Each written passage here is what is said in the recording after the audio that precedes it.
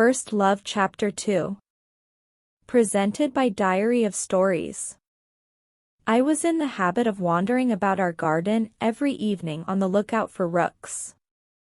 I had long cherished a hatred for those wary, sly, and rapacious birds. On the day of which I have been speaking, I went as usual into the garden, and after patrolling all the walks without success, the rooks knew me, and merely cawed spasmodically at a distance. I chanced to go close to the low fence which separated our domain from the narrow strip of garden stretching beyond the lodge to the right, and belonging to it. I was walking along, my eyes on the ground.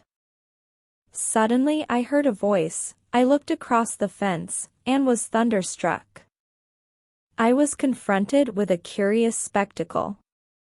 A few paces from me on the grass between the green raspberry bushes stood a tall slender girl in a striped pink dress, with a white kerchief on her head, for young men were close round her, and she was slapping them by turns on the forehead with those small gray flowers, the name of which I don't know, though they are well known to children. The flowers form little bags, and burst open with a pop when you strike them against anything hard.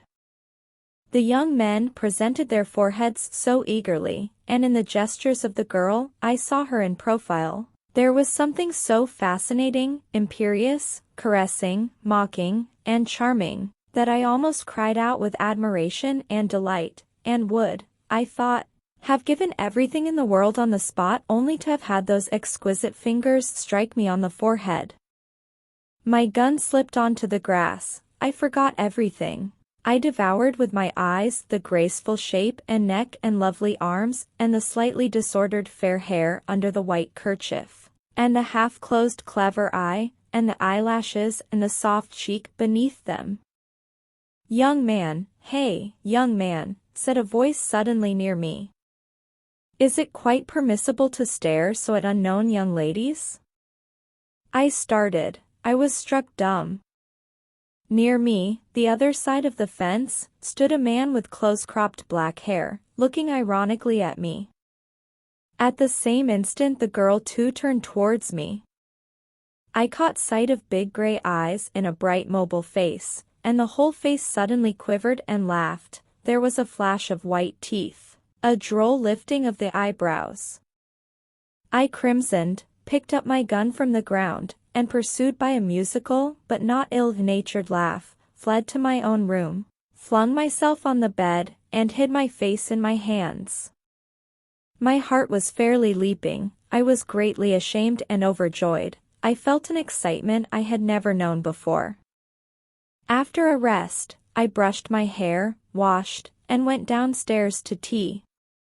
The image of the young girl floated before me. My heart was no longer leaping, but was full of a sort of sweet oppression. "What's the matter?" my father asked me all at once. "Have you killed a rook?" I was on the point of telling him all about it, but I checked myself, and merely smiled to myself.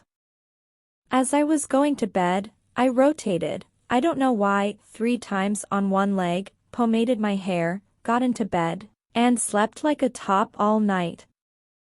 Before morning I woke up for an instant, raised my head, looked round me in ecstasy, and fell asleep again.